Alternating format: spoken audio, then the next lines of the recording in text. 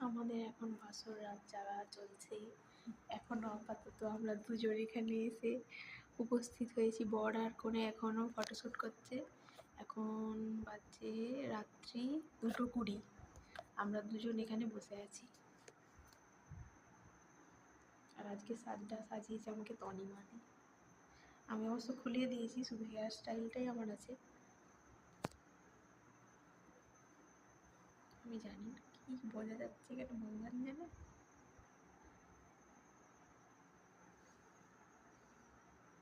চুলগুলো মেহেন্দি, নেল,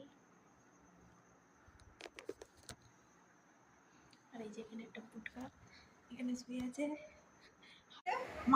এই যে নতুন কোণে, নতুন বউ, আমরা সব শালিকা শ্যালক সবাই মিলে এসে গেছি।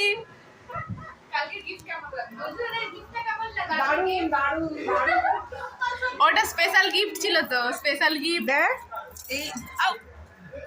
এই জিনিসটাকে আয়নাটাকে এরকম ঘোরানো যায়।